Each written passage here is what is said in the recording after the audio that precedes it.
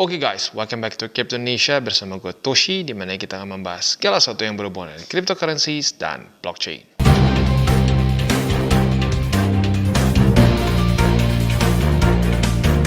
Oke, dan pada hari ini kita kembali atau lebih tepatnya update ke on-chain analysis. Nah, ini mungkin bisa dibilang adalah on-chain analysis setelah Bitcoin dalam beberapa hari bahkan mungkin ya seminggu ke belakang cenderung bearish. Ya, mungkin ada beberapa dari kita bertanya-tanya apa penyebabnya? Apakah para bandar mulai pada menjual Bitcoin mereka atau jangan-jangan ulah dari para trader futures ya? Seperti biasa sebelum kita mulai, gue akan disclaimer dulu bahwa semua konten dari TCI bukan financial advice. Ini semua bentuknya adalah edukasi ya. Dan sebelum kita mulai juga seperti biasa gue akan coba menjelaskan dulu apa itu on-chain analysis. Karena on-chain ini bukan segmen yang gue daily gitu. Jadi gue kadang-kadang aja kalau memang ada momen yang pas. Dan memang udah ada beberapa dari lu juga yang udah komen untuk bahas secara on-chain ya. Oke, jadi on-chain analysis ini adalah suatu analisa yang khas dan spesifik untuk dunia cryptocurrency. Karena dia itu menganalisa data blockchain, ya makanya disebut on-chain analysis. Nah, technically speaking, ya Bitcoin ini atau lebih tepatnya blockchain adalah suatu ledger. Ya, ledger yang sama, cara kerjanya sama seperti server perbankan, begitu ya, sama-sama ledger. Perbedaannya ledger untuk Bitcoin, ya spesifiknya Bitcoin blockchain Bitcoin deh, jangan yang lain-lain. Soalnya kalau yang lain-lain suka ada cara lain. Kalau untuk blockchain Bitcoin, itu sistemnya decentralized dan immutable, tidak bisa diganggu-gugat. Saat sudah tercatat sebagai suatu transaksi atau ya kalau sekarang mungkin lagi ngetren juga ordinals ya, itu tidak bisa diganggu-gugat. Ya, nggak bisa dibilang, oh ini dikoreksi begitu. Nah, kalau sistemnya centralized bisa. Makanya kalau di perbankan bisa kadang-kadang ada koreksi begitu. Nah, di sini nggak bisa koreksi. Jadi kalau kita salah kirim, tamat sudah ya. Nah, karena sifatnya immutable, ini bisa menjadi suatu sarana untuk kita menganalisa lagi apa yang terjadi. Dan yang paling keren adalah kita bisa lihat pergerakan bandar. Tetapi datanya kalau kita lihat secara mentah itu akan bikin pusing ya, karena kepala kita tuh, otak kita tuh nggak didesain untuk lihat data mentah yang terlalu banyak. Maka dari itu dibuatlah UI seperti CryptoQuant, ada juga Glassnode dan macam-macam lagi. Kenapa gue pakai CryptoQuant? Karena ini gratis, jadi semua orang bisa pakai ya. Nah, di sini jadi mereka visualisasikan apa yang terjadi secara on-chain ya. Tetapi ini harus disclaimer dulu nih, jangan sampai orang berpikir bahwa oh on-chain ini adalah pengganti TA, pengganti fundamental. Nope ya. Ini adalah suplemen ya, tujuannya untuk membuat analisa kita semakin tajam, bukan untuk menggantikan ya. Justru malah kita bisa lihat di sini para bandar yang sepertinya itu invincible, nggak pernah salah, nggak pernah kalah, justru terbukti secara on-chain mereka seringkali beli di tempat yang salah, TP di tempat yang salah. Ya, jadi lagi-lagi ini bukanlah pengganti TA atau fundamental ya. Oke, seperti biasa kita mulai dulu dengan Bitcoin net flow dengan data all exchange ya. Nah, kenapa net flow? Karena net flow ini adalah selisih dari inflow kurangi outflow. Jadi ada orang yang suka bahas cuma outflow doang atau inflow aja. Itu data tidak lengkap gitu ya. Kalau cuma bahas salah satu saja. Kita harus bahas net flow supaya tahu di hari itu lebih banyak terjadi inflow atau outflow gitu. Jadi terjadi selisihnya gitu ya. Cara bacanya gimana? Simple banget. Ini akan ada bar warna hijau dan warna merah ya. Warna merah ini menunjukkan bahwa terjadi outflow. Sekarang kita ambil logikanya ya. Kalau lo ya narik BTC lo dari exchanger ya, dari exchanger yang ada di sini banyak nih ya. Ada Binance, ada apa nih, Bbox gue baru tahu malah. Ada Bitfinex, ada Bitflyer, ada Bybit, Bitrue, banyak lagi lah. Ini semua exchanger besar di dunia. Kalau lo tarik dari exchanger, kira-kira menurut lo nih, kemungkinan besar akan di hold jangka panjang atau besok gue kurang kerjaan, gue kirim lagi ke exchanger, buang-buang fee. Kemungkinan besar, possibility terbesarnya adalah hold jangka panjang. Maka dari itu saat terjadi outflow ini adalah suatu pertanda bullish, di mana kemungkinan besar para retailers bandar ya itu sedang melakukan akumulasi. Itu possible accumulation, bukan pasti ya.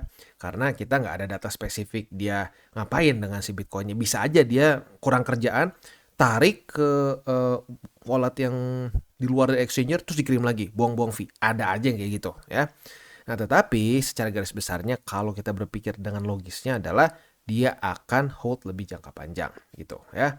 Nah, kebalikannya kalau hijau seperti di sini ya, itu korelasinya adalah orang inflow mengirim Bitcoin dari wallet ya ke exchanger. Nah, pertanyaan gue satu, kalau lo udah hold lama nih di wallet, lu kirim ke exchanger, kira-kira mau ngapain? Kemungkinan besar akan menjual BTC. Maka dari itu ini adalah possible selling, ya. Nah, kalau kita lihat data dalam beberapa, ya kita lihat di sini deh ya, dari tanggal 10 Januari, di mana Bitcoin mulai lanjut lagi turun, ya. Kalau kita lihat di sini, para bandar mulai banyak melakukan inflow, artinya masuk nih sesuai dengan datanya ya. Tanggal 10 inflow 6.551, tanggal 11 inflow juga 5 ribuan, dan boom ya, BTC drop ya. Jadi di sini para bandar dan retailers membuang Bitcoin di angka 46 sampai ya 46.600 sampai 46.300-an ya. Nah, setelah drop ini uniknya adalah tanggal 13 dia terjadi outflow. Tetapi harga lanjut turun dan terus turun. Setelah itu, para retailers dan bandar cenderung tidak banyak melakukan kegiatan. Ada sih, tapi nggak terlalu banyak seperti kita bisa lihat di sini ya. Nah, ini kalau gue curiga kayak gini, ini mungkin terbantu oleh para retailers dan bandar yang ngebuang BTC, tetapi drop lanjutannya jangan-jangan disebabkan oleh para futures traders. Tapi lagi-lagi belum konfirmasi, kita lihat nanti di belakang ya.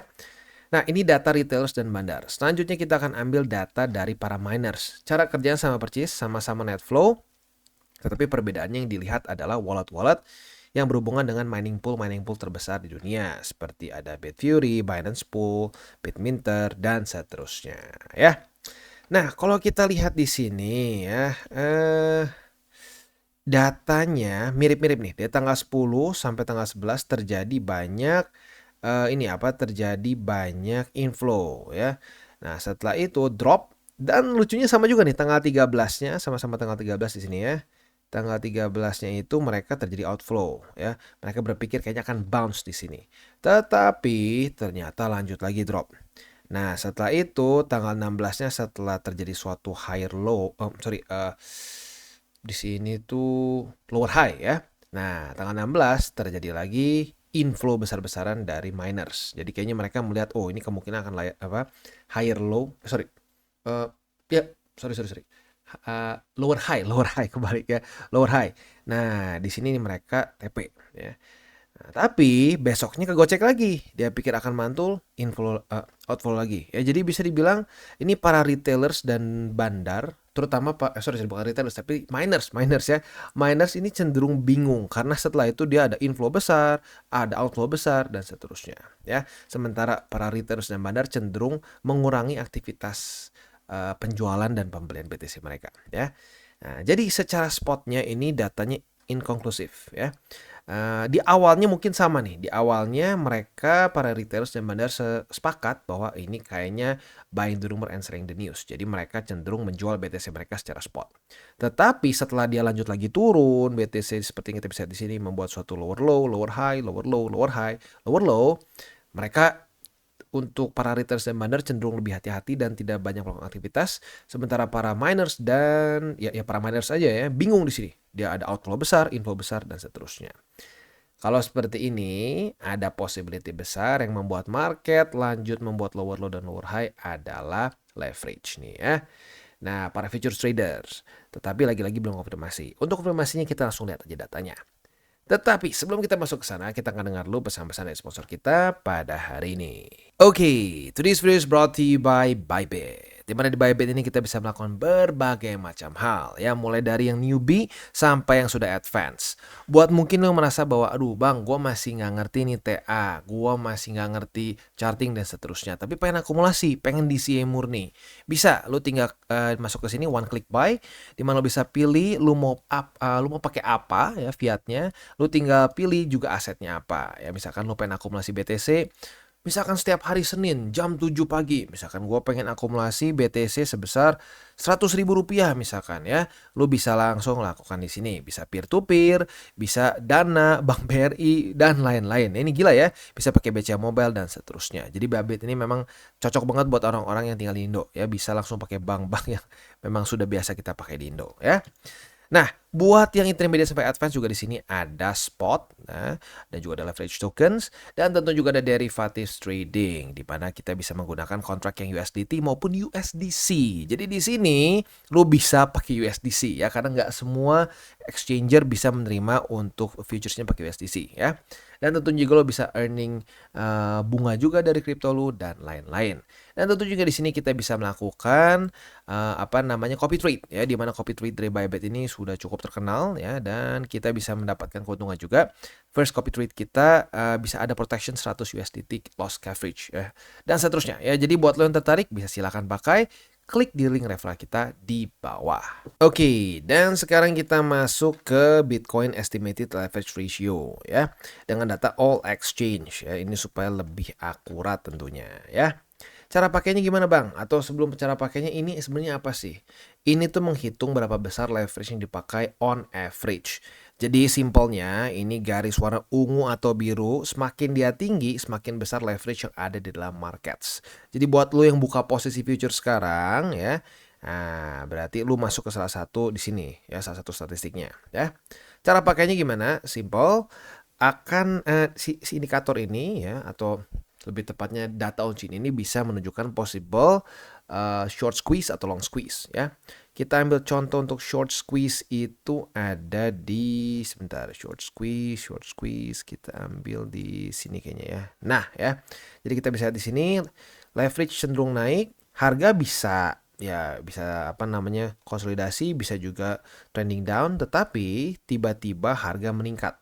Nah, kita anggap gini ya, kita anggap misalkan si A dan si B nih. Si A buka posisi short di angka 31.400. Sementara si B buka di angka 31.805 ya.